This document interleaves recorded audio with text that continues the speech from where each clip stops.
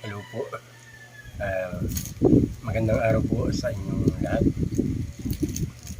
Unang-una po sa lahat, humihingi po ako ng paumanhin sa content ko po na ito. Wala po akong masamang hangarin, ang akin lang po kaya po ito gagawin. Gawa po ng, kung matatandaan niyo po, yung tao po na pinag-donatan po natin ng dugo ng 2 beses po.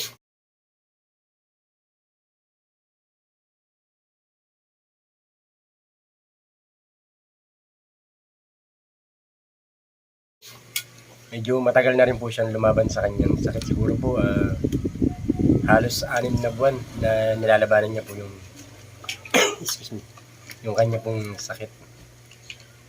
Nitong huli po, anong 1 linggo, nag-donate pa po tayo ng dugo para makalabas na raw po si ate.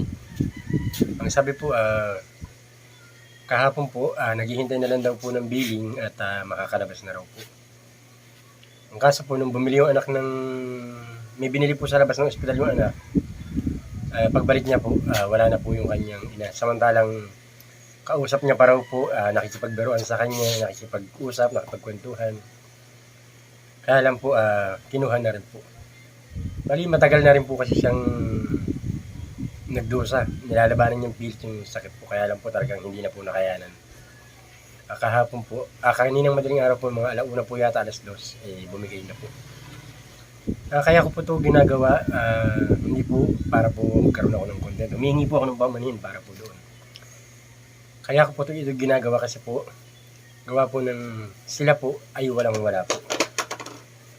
Kanina pa pong 3:00, nagising na po tayo. Ang ginawa po natin, nagpabili tayo ng kape. Yung mga tao po sa kanila, pinagkape po natin. Bali, ano po, sa 2, 3, bali 3 bahay lang po ang pagitan niya po sa akin. Yung pong pinagdodonitan natin ng dugo. So ngayon, kaya ko po ito ginawa. Sana po wag po kayong magalit sa akin. Kaya ko po ito ginagawa, isa lang po. Baka po meron sa inyo na may mabuting kalooban po. Ako na po yung humihingi ng tulong para po sa kanila.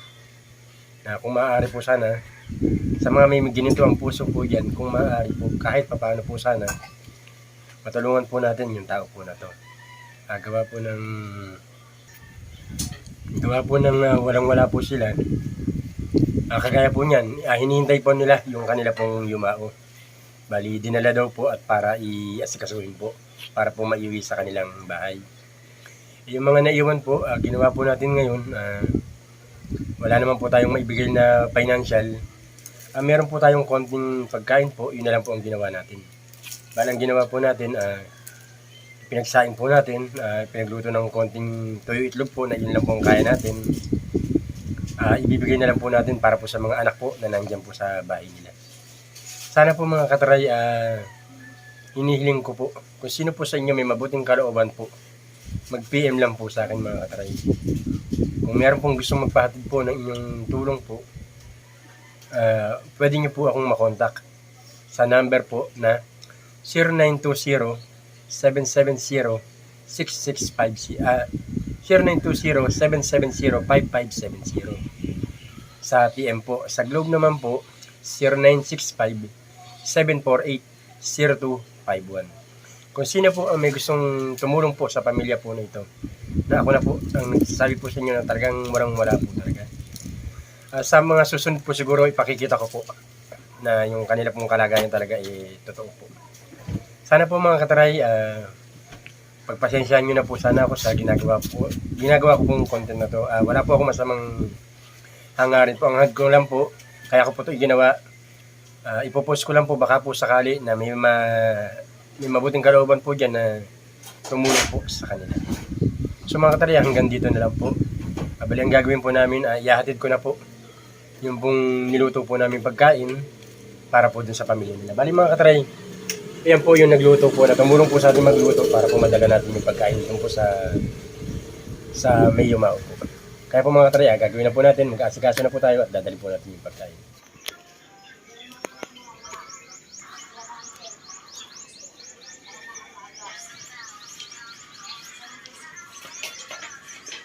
May problema si Ani. Ano problema mo? Ano kanina may sinasabi ka dyan kanina eh. Ano sinasabi mo ngayon? Katamimi ka bigla. Sagad-sagad mo na tumulong ka lang naman. So yun mga kataray, hanggang dito na lang. Bali na ihatid na natin yung ating nilutong pagkain para din sa pamilyang naiwan.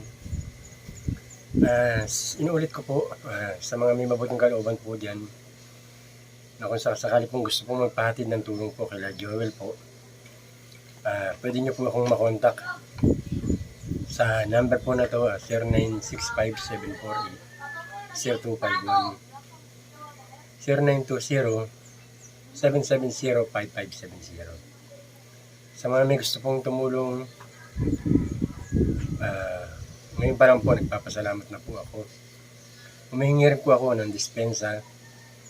Nawa po ng, ito po, ibinidyo ko pa po. Bali wala po akong masamang intensyon, ang akin lang po. Gusto ko lang pong ipahatid.